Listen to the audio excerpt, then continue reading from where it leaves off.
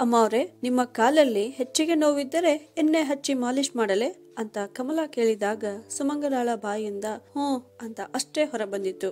ಎಣ್ಣೆ ಬಿಸಿ ಮಾಡಿ ತರುತ್ತೇನೆ ಅಂತ ಹೇಳಿ ಕಮಲಾ ಅಡಿಗೆ ಮನೆಗೆ ಹೋದಳು. ಕಮಲಾ ಒಳಗೆ ಹೋಗುವುದನ್ನ ನೋಡಿ ಸುಮಂಗಲಾಳು ತನ್ನ ಮನಸ್ಸಿನಲ್ಲಿ ಇಂದಿನ ಯಾಂತ್ರಿಕ ಯುಗದಲ್ಲಿ ಪ್ರೀತಿ ಅನ್ನುವುದು ಸಂಪೂರ್ಣವಾಗಿ ನಶಿಸಿ ಹೋಗಿದೆ. ಇಲ್ಲಿ ಭಾವನೆಗಳಿಗೆ ಯಾವುದೇ ಕಿಮ್ಮತ್ತಿಲ್ಲ.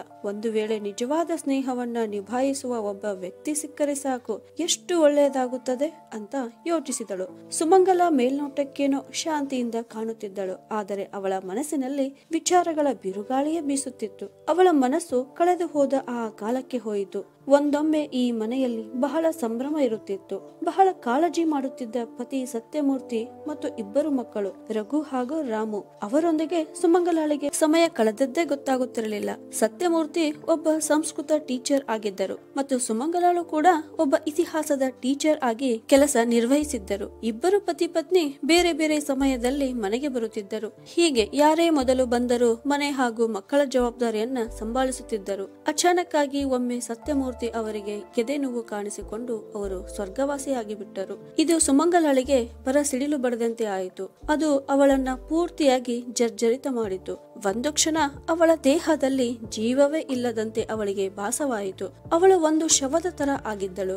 ಆದರೆ ಮಕ್ಕಳ ಮುಖ ನೋಡಿ ಹೇಗೋ ಮಾಡಿ ಅವಳು ಧೈರ್ಯ ತಂದುಕೊಂಡು ಒಂಟಿಯಾಗಿ ಬದುಕುವುದನ್ನ ಕಲಿತಳು. ಸುಮಂಗಲಾಳ ಇಬ್ಬರು ಮಕ್ಕಳು ದೊಡ್ಡವರಾದರು. ಒಳ್ಳೆಯ ವಿದ್ಯಾಭ್ಯಾಸ ಪಡೆದುಕೊಂಡು ವಿದೇಶಕ್ಕೆ ಹೊರಟು ಹೋದರು ಮತ್ತು ಇಲ್ಲಿ ತಾಯಿಯನ್ನ ನಿರ್ಜೀವ ವಸ್ತುವಿನಂತೆ ಒಂಟಿಯಾಗಿ ಇರಲು ಬಿಟ್ಟು ಹೋದರು. ಅವರು ಚಿಕ್ಕವರಿದ್ದಾಗ ಅವರಿಗೆ ತಾಯಿಯ ಅವಶ್ಯಕತೆ ಇತ್ತು. ಆಗ ಅವರು ನಿಸ್ವಾರ್ಥ ಪ್ರೀತಿ ಮತ್ತು ತಾಯಿಯ ಮಮತೆಯನ್ನ ಪಡೆಯುತ್ತಿದ್ದರು. ಆದರೆ ಈಗ ಈ ವಯಸ್ಸಲ್ಲಿ ಸುಮಂಗಲಾಳಿಗೆ ಮಕ್ಕಳ ಅವಶ್ಯಕತೆ ಅನಿವಾರ್ಯ ಆದಾಗ ಮಕ್ಕಳಿಬ್ಬರು ವೃದ್ಧ ತಾಯಿಯನ್ನು ಭಾರ ಅಂದುಕೊಂಡು ಅವಳನ್ನು ಒಂಟಿಯಾಗಿ ಬದುಕಲು ಬಿಟ್ಟು ಹೋದರು. ಹೀಗೆ ತಾಯಿಯನ್ನು ಒಂಟಿಯಾಗಿ ಬಿಟ್ಟು ಹೋಗಲು ಅವರಿಬ್ಬರಿಗೂ ಒಂದಿಷ್ಟು ಕನಿಕರ ಅನಿಸಲಿಲ್ಲ ಅಂತ ಯೋಚಿಸಿ ಯೋಚಿಸಿ ಸುಮಂಗಲಾಳ ಕಣ್ಣಲ್ಲಿ ನೀರು ಬಂದಿತು.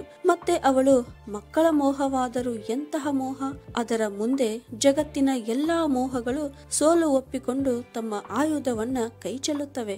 ಆದರೆ ಅದೇ ಮಕ್ಕಳು ಏಕಿಷ್ಟು ನಿರ್ಮೋಹಿಗಳು ಆಗುತ್ತಾರೆ? ತಮ್ಮ ತಂದೆ ತಾಯಿಯ ಪ್ರೀತಿ ವಾತ್ಸಲ್ಯ ಅವರಿಗೆ ಬಂಧನದಂತೆ ಕಾಣುತ್ತದೆ. ಅದಕ್ಕೆ ಅವರು ಈ ಪ್ರೀತಿ ವಾತ್ಸಲ್ಯ ಅನ್ನುವ ಬಂಧನದಿಂದ ದೂರ ಹೋಗಲು ಬಯಸುತ್ತಾರೆ. ತುಂಬಿ ಬಂದ ಗಂಟಲಿನಿಂದ ಸುಮಂಗಲ ಒಮ್ಮೆ ತನ್ನ ಮಕ್ಕಳಿಗೆ ನಾನು ಒಂಟಿಯಾಗಿ ಹೇಗಿರಬೇಕು ಅಂತ ಕೇಳಿದಾಗ ಇಬ್ಬರು ಮಕ್ಕಳು ಒಂದೇ ಸ್ವರದಲ್ಲಿ ಅರೆ ಅಮ್ಮ, ಕಮಲ ಇದಾಳಲ್ಲ ನಿನ್ ಹತ್ರ, ಅಷ್ಟಕ್ಕೂ ನಾವೇನು ಕಾಯಮಾಗಿ ಅಲ್ಲಿಯೇ ಇರಲು ಹೊರಟಿದ್ದೇವೆಯೇ, ಸಮಯ ಸಿಕ್ಕಾಗಲೆಲ್ಲ ಬಂದು ಹೋಗುತ್ತೇವೆ ಅಮ್ಮ ಅಂತ ಹೇಳಿದ್ದರು. ಅವರ ಈಗಿನ ಯಾಂತ್ರಿಕ ಬದುಕಿನಲ್ಲಿ ಭಾವನೆಗಳಿಗೆ ಜಾಗವೇ ಇರಲಿಲ್ಲ. ಆಗ ಸುಮಂಗಲ ಮತ್ತೇನು ಹೇಳದೆ ಸುಮ್ಮನಾಗಿದ್ದಳು ಮತ್ತು ಅವರು ವಿದೇಶಕ್ಕೆ ಹಾರಿದ್ದರು. ಸುಮಂಗಲ ಒಂದು ಬದಿಯಲ್ಲಿ ನಿರ್ಜೀವ ಮೂರ್ತಿಯಂತೆ ಬಿದ್ದುಕೊಂಡಿರುತ್ತಿದ್ದಳು. ಮಕ್ಕಳಿಂದ ಒಂದೆರಡು ಪ್ರೀತಿಯ ಮಾತು ಮತ್ತು ಸ್ವಲ್ಪ ಕಾಲ ಅವರೊಂದಿಗೆ ಕಳೆಯುವುದನ್ನ ಬಿಟ್ಟು ಅವಳಿಗೆ ಮತ್ತೇನು ಬೇಕಿರಲಿಲ್ಲ. ರಾತ್ರಿ ಮಲಗಲು ಹೋದಾಗ ಅವಳ ಕಣ್ಣಿಂದ ಕಣ್ಣೀರು ಧಾರೆಯಾಗಿ ಹರಿಯುತ್ತಿತ್ತು. ಒಂದೊಮ್ಮೆ ಈ ಮನೆಯಲ್ಲಿ ತನ್ನ ಪತಿ ಸತ್ಯಮೂರ್ತಿಯೊಂದಿಗೆ ಮತ್ತು ಮಕ್ಕಳ ತುಂಟತನದಲ್ಲಿ ಮನೆ ಮತ್ತು ಅಂಗಳ ಸಂಭ್ರಮ ಸಡಗರದಿಂದ ಕೂಡಿರುತ್ತಿತ್ತು. ಆದರೆ ಈಗ ನಿರವ ಮೌನ ಅಂತ ಯೋಚಿಸುತ್ತಿದ್ದಳು.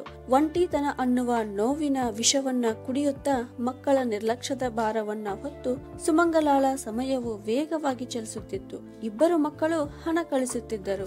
ಅವಳಿಗೆ ತನ್ನ ಪಿಂಚಣಿಯೂ ಸಿಗುತ್ತಿತ್ತು. ಹಣಕಾಸಿನ ಯಾವುದೇ ಸಮಸ್ಯೆ ಇಲ್ಲದೆ ಅವಳ ಜೀವನ ನಡೆಯುತ್ತಿತ್ತು ಮತ್ತು ಈ ವಯಸ್ಸಿನಲ್ಲಿ ಸುಮಂಗಲಾಳಿಗೆ ಯಾವುದೇ ಹಣದ ಮೋಹ ಇರಲಿಲ್ಲ.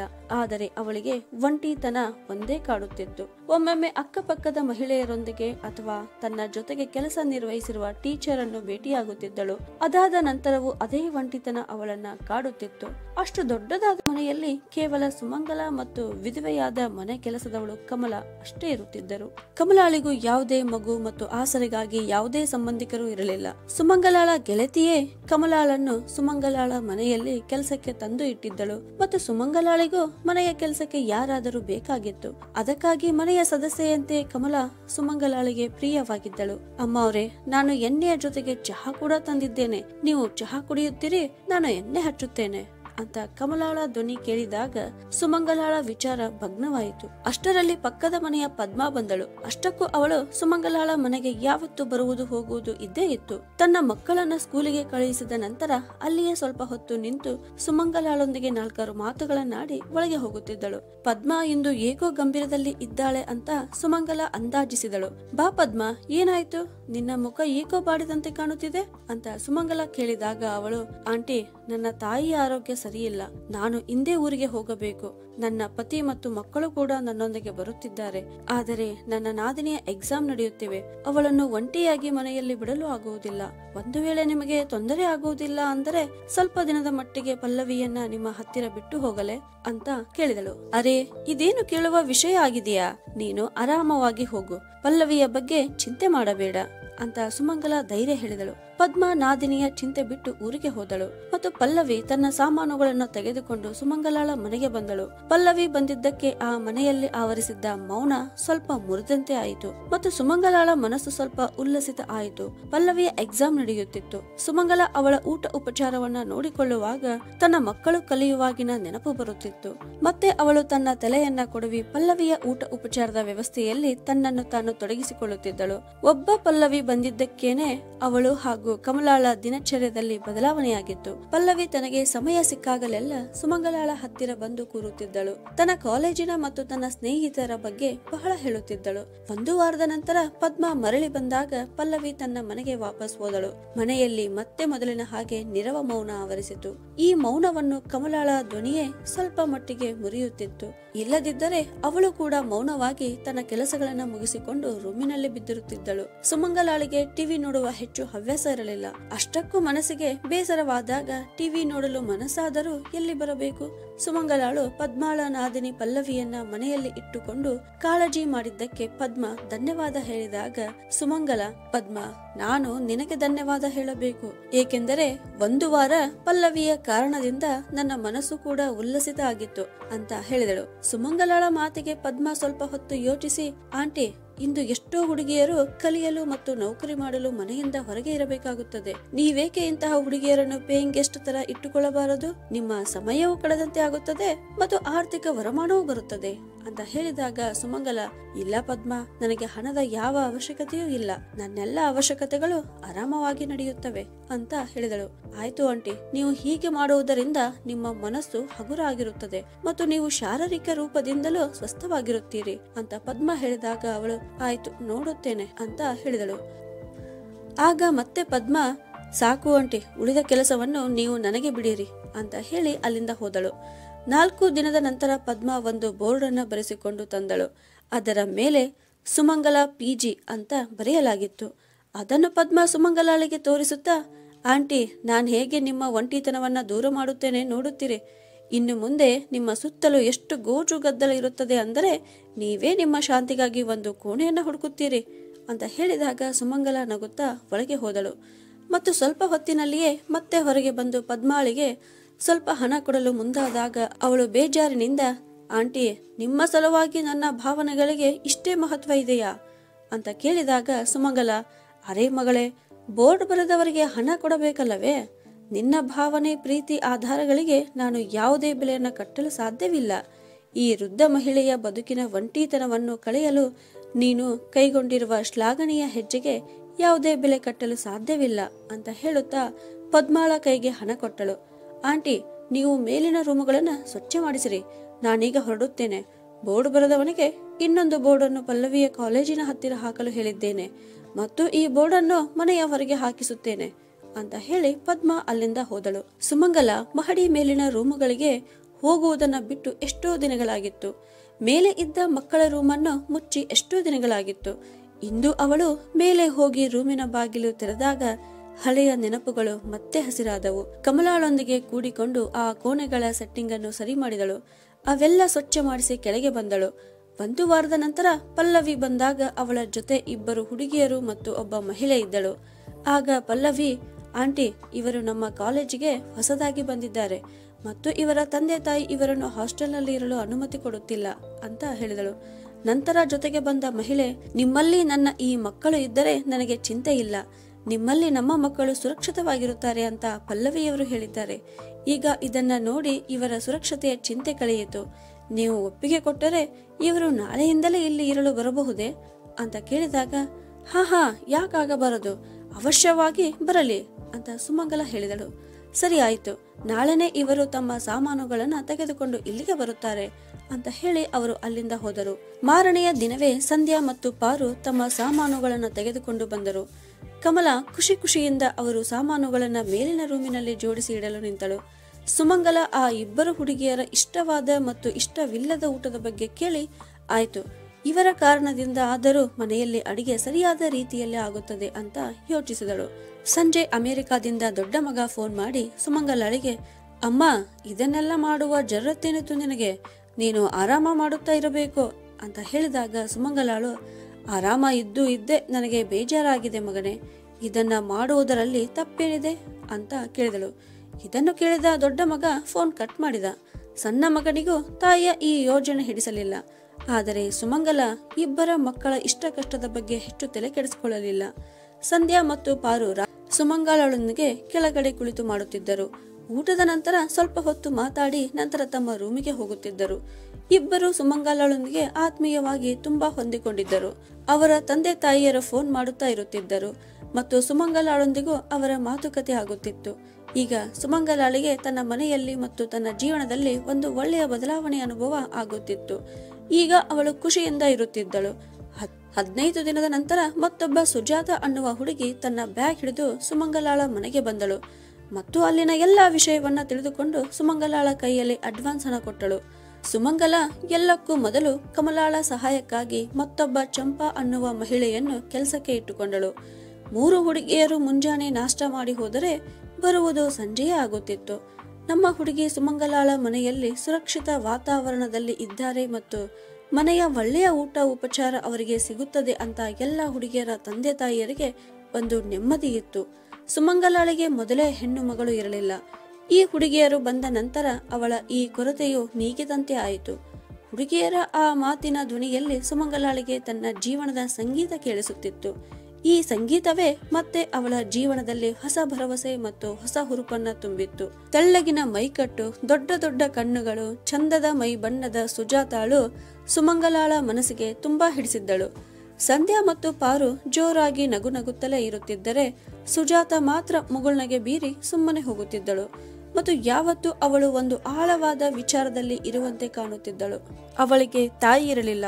ಅವಳ ತಂದೆ ಫೋನಿನಲ್ಲಿ ಸುಮಂಗಲಳೊಂದಿಗೆ ಸಂಪರ್ಕದಲ್ಲಿ ಇರುತ್ತಿದ್ದರು. ಅವರು ಹಳ್ಳಿಯಲ್ಲಿ ಸುಜಾತಾಳ ತಮ್ಮ ತಂಗಿಯರೊಂದಿಗೆ ಇರುತ್ತಿದ್ದರು. ತಾಯಿ ಇಲ್ಲದ ಮಗಳು ಅಂತ ಸುಜಾತಾಳೊಂದಿಗೆ ಸುಮಂಗಲಾಳ ವಿಶೇಷ ಬಾಂಧವ್ಯ ಬೆಳೆಯಿತು.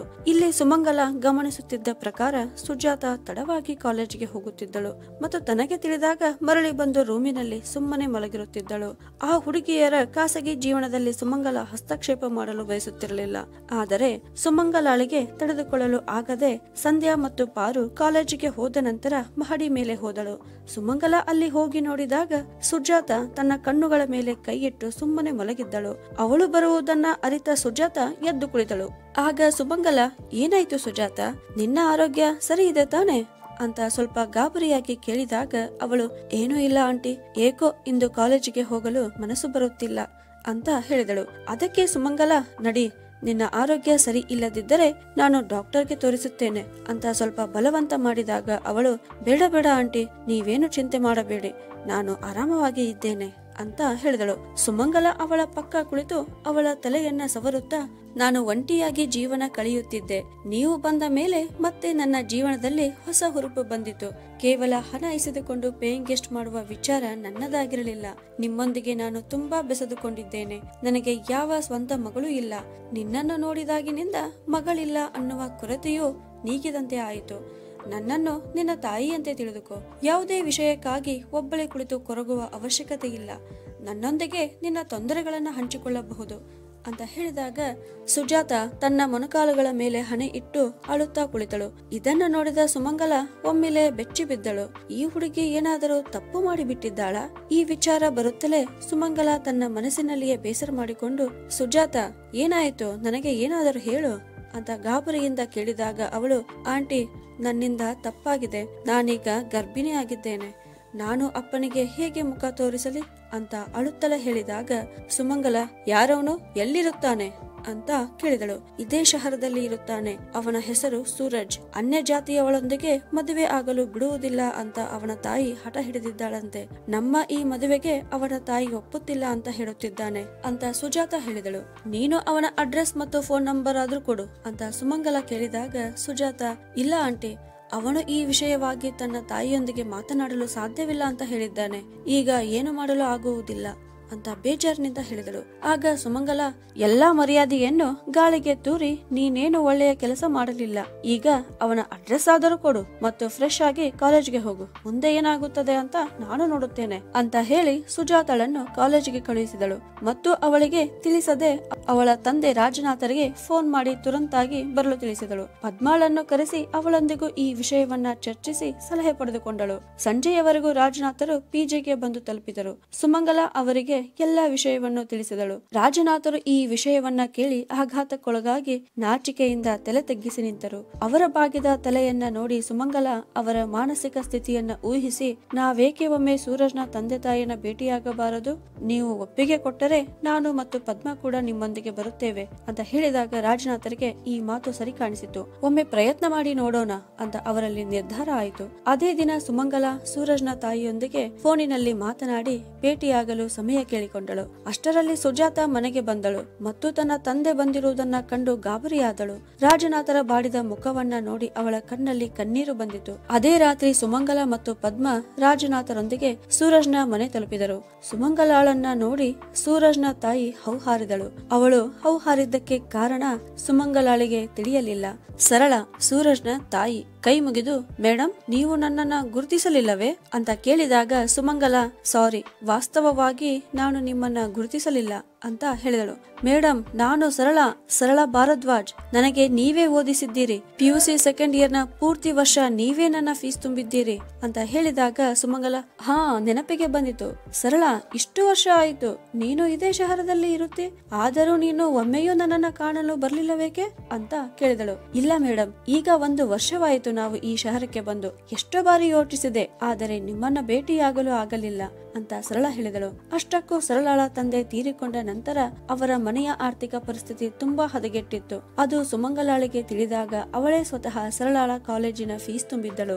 ಸರಳ ಮತ್ತು ಅವಳ ತಾಯಿ ಸುಮಂಗಲಾಳ ಉಪಕಾರಕ್ಕೆ ತುಂಬಾ ಆಭಾರಿಯಾಗಿದ್ದರು. ಸರಳಳ ಮದುವೆಯ ನಂತರ ಅವಳ ಪತಿಯಿಂದ ಎಲ್ಲಾ ಸಂಪತ್ತನ್ನ ಕಂಡಿದ್ದಳು. ಆಗ ಸರಳ, ಸೂರಜ್ ನನಗೆ ಒಬ್ಬನೇ ಮಗನಾಗಿದ್ದಾನೆ ಮತ್ತು ಅವನ ತಂದೆ ಇಂಜಿನಿಯರ್ ಆಗಿದ್ದಾರೆ. ಈಗ ಅವರು ಆಫೀಸಿನ ಕೆಲಸದ ಮೇಲೆ ಹೊರಗೆ ಹೋಗಿದ್ದಾರೆ ಅಂತ ಹೇಳಿದಾಗ ಸುಮಂಗಲ, ಹಾ, ನಾನು ಈಗ ನಿನ್ನ ಮಗ ಸೂರಜ್ ಬಗ್ಗೆನೆ ಮಾತನಾಡಲು ಬಂದಿದ್ದೇನೆ. ಈಗ ಅವನೇನು ಮಾಡುತ್ತಾನೆ ಅಂತ ಕೇಳಿದಳು. ಈಗ ಸ್ವಲ್ಪ ದಿನದ ಹಿಂದೆ ಅವನಿಗೆ ನೌಕರಿ ಸಿಕ್ಕಿದೆ ಅಂತ ಸರಳ ಹೇಳುವಷ್ಟರಲ್ಲಿ ಅವಳ ಮನೆಯ ಕೆಲಸದವಳು ಚಹಾ ಮಾಡಿ ತಂದಳು. ಚಹಾ ಕುಡಿದ ನಂತರ ಸುಮಂಗಲ ಸರಳಾಳಿಗೆ ತಾವು ಬಂದ ವಿಷಯವನ್ನ ಹೇಳಿ, ಮತ್ತೆ ಸರಳ, ಜಾತಿ ಧರ್ಮದ ವಿಚಾರವನ್ನ ಬದಿಗೆ ಇಟ್ಟು ನೀನು ಸುಜಾತಳನ್ನ ಒಪ್ಪಿಕೊಳ್ಳುತ್ತಿ ಅಂತ ನಾನು ಭಾವಿಸಿದ್ದೇನೆ ಅಂತ ಹೇಳಿದಾಗ ಅವಳು, ಮೇಡಮ್, ಇನ್ನು ನೀವು ಚಿಂತೆ ಮಾಡಬೇಡಿ. ನೀವು ಹೇಳಿದ್ದನ್ನ ನಾನು ತಳ್ಳಿ ಹಾಕಲು ಸಾಧ್ಯವಿಲ್ಲ ಅಂತ ಧೈರ್ಯ ಕೊಟ್ಟಳು. ಎಲ್ಲರ ಹೃದಯದಲ್ಲಿದ್ದ ಭಾರ ಇಳಿದಂತೆ ಆಯಿತು. ಸರಳ ಮುಂದುವರೆದು, ನಾನು ನನ್ನ ಪತಿಯೊಂದಿಗೆ ಈ ವಿಷಯವಾಗಿ ಮಾತನಾಡುತ್ತೇನೆ. ಖಂಡಿತವಾಗಿ ಅವರು ಒಪ್ಪಿಕೊಳ್ಳುತ್ತಾರೆ ಅನ್ನುವ ವಿಶ್ವಾಸ ನನಗಿದೆ. ಹಾ, ನಾನು ನಾಳೆಯೇ ಬಂದು ಸುಜಾತಾಳನ್ನು ಭೇಟಿಯಾಗುತ್ತೇನೆ ಮತ್ತು ಬೇಗನೆ ಮದುವೆಯ ದಿನಾಂಕವನ್ನ ತೆಗೆಸುತ್ತೇನೆ. ಮೇಡಮ್, ನೀವಿನ್ನು ಚಿಂತೆ ಮಾಡಬೇಡಿ. ನೀವು ಹೇಗೆ ಹೇಳುತ್ತೀರೋ ಅದರಂತೆಯೇ ಆಗುತ್ತದೆ ಅಂತ ಆಶ್ವಾಸನೆ ಕೊಟ್ಟಳು. ಎಲ್ಲರೂ ಹೊರಡಲಿಕ್ಕೆ ಎದ್ದು ನಿಂತರು. ಆಗ ರಾಜನಾಥರು ಎಲ್ಲರಿಗೆ ಕೈ ಮುಗಿದು, ನಿಮ್ಮೆಲ್ಲರ ಉಪಕಾರವನ್ನು ನಾನೆಂದೂ ಮರೆಯುವುದಿಲ್ಲ. ನೀವು ಮದುವೆಯ ದಿನಾಂಕವನ್ನು ತೆಗೆಸಿ ನನಗೆ ತಿಳಿಸಿರಿ. ನಾನು ಕೂಡ ಮದುವೆಯ ತಯಾರಿ ಮಾಡಿಕೊಳ್ಳಬೇಕು ಅಂತ ವಿನಂತಿಸಿಕೊಂಡರು. ಆಗ ಸುಮಂಗಲ ನಗುತ್ತಾ, ನೀವಷ್ಟೇ ಅಲ್ಲ, ನಾನು ಕೂಡ ಮಾಡಿಕೊಳ್ಳಬೇಕು. ನಾನು ಅವಳನ್ನು ಮಗಳು ಅಂತ ಕರೆದಿದ್ದೇನೆ ಅಂತ ಹೇಳಿದಳು. ರಾಜನಾಥರು ಮರಳಿ ತಮ್ಮ ಊರಿಗೆ ಹೋದರು. ಸುಮಂಗಲ ಮತ್ತು ಪದ್ಮ ಕೂಡ ತಮ್ಮ ಮನೆಗೆ ಮರಳಿದರು. ಸುಮಂಗಲ ಸುಜಾತಾಳಿಗೆ ಈ ಸುದ್ದಿಯನ್ನು ತಿಳಿಸಿದಾಗ ಅವಳಿಗೆ ರೋಮಾಂಚನ ಆಯಿತು ಮತ್ತು ಅವಳು ಸುಮಂಗಲಾಳನ್ನು ತಬ್ಬಿಕೊಂಡು ಥ್ಯಾಂಕ್ ಯು ಆಂಟಿ ಅಂತ ಹೇಳಿದಳು. ಸುಮಂಗಲಾಳಿಗೆ ಈಗ ತುಂಬಾ ಖುಷಿಯಾಗಿತ್ತು. ಅವಳು ಜೀವನದ ಕಠೋರ ಸತ್ಯವನ್ನ ತನ್ನದಾಗಿಸಿಕೊಂಡು ತನ್ನ ಹಳೆಯ ನೆನಪುಗಳನ್ನು ಮನದ ಒಂದು ಮೂಲೆಯಲ್ಲಿ ಹತ್ತಿಕ್ಕಿಕೊಂಡಿದ್ದಳು ಮತ್ತು ಪ್ರೀತಿಯ ಹೊಸದಾಗಿ ಮಗುವಾಗಿ ಕಿಲಕಿಲ ಅಂತ ನಗುತ್ತಿರುವ ನೆನಪಿನೊಂದಿಗೆ ಜೀವನ ನಡೆಸಲು ಪ್ರಾರಂಭಿಸಿದಳು. ಪ್ರೀತಿ ವಾತ್ಸಲ್ಯವನ್ನು ಗೌರವಿಸಲು ತಿಳಿಯದವರ ಮೇಲೆ ವಾತ್ಸಲ್ಯವನ್ನ ಸುರಿಸಿ ಅವಮಾನಕ್ಕೀಡಾಗುವುದು ಮೂರ್ಖತನ ಅಂತ ಅವಳಿಗೆ ಈಗ ತಿಳಿಯಿತು. ಈಗ ಅವಳಿಗೆ ಸುಜಾತಾಳ ಮದುವೆಯ ತಯಾರಿ ಮಾಡುವುದಿತ್ತು. ಈ ಉತ್ಸಾಹದಲ್ಲಿ ಅವಳ ಮಂಡಿ ನೋವು ಸೋಲನೊಪ್ಪಿಕೊಂಡಿತು. ಆರಾಮ ಅನ್ನುವುದು ಅವಳಿಗೆ ಈಗ ಸಿಕ್ಕಿತು. ಆರಾಮ ಹೆಸರದಿಂದ, ನೋವಿನಿಂದ ಮತ್ತು ಮನೆಯಲ್ಲಿ ಪಸರಿದ್ದ ನಿರವ ಮೌನದಿಂದ. ಈಗ ಸುಮಂಗಲ ಪಿಜಿ ಅನ್ನುವುದು ಅರಳುತ್ತಲೇ ಇತ್ತು. ನಗು ನಗುವಿನಲ್ಲಿ ತುಂಬಿತ್ತು. ಹುಡುಗಿಯರ ಮಾತಿನ ಧ್ವನಿಯಲ್ಲಿ ಸಂಗೀತದ ಸ್ವರ ಕೇಳಿದಂತೆ ಆಗುತ್ತಿತ್ತು. ಈಗ ಸುಮಂಗಲಾಳಿಗೆ ಯಾರಿಂದಲೂ ಯಾವ ಅಪೇಕ್ಷೆ ಇರಲಿಲ್ಲ. ಯಾರ ವಿರುದ್ಧವೂ ಬೇಸರವಿರಲಿಲ್ಲ ಮತ್ತು ಸಿಟ್ಟು ಇರಲಿಲ್ಲ. ಜೀವನದ ಸಣ್ಣ ಸಣ್ಣ ಖುಷಿಯಲ್ಲಿಯೇ ದೊಡ್ಡ ಖುಷಿಯನ್ನ ಹುಡುಕಿಕೊಳ್ಳಬೇಕು. ಇದೇ ಅಲ್ಲವೇ ಜೀವನ? ಸ್ನೇಹಿತರೆ, ಸುಮಂಗಲಾಳ ಈ ಕತೆ ನಿಮಗೆ ಇಷ್ಟವಾಗಿದ್ರೆ ಕಮೆಂಟ್ ಮಾಡಿ, ಕತೆಗೊಂದು ಲೈಕ್ ಕೊಡಿ ಹಾಗೂ ಇದೇ ತರ ಕತೆಗಳನ್ನ ನೋಡಲು ನಮ್ಮ ಚಾನೆಲ್ ಅನ್ನು ಸಬ್ಸ್ಕ್ರೈಬ್ ಮಾಡಿ. ಧನ್ಯವಾದಗಳು.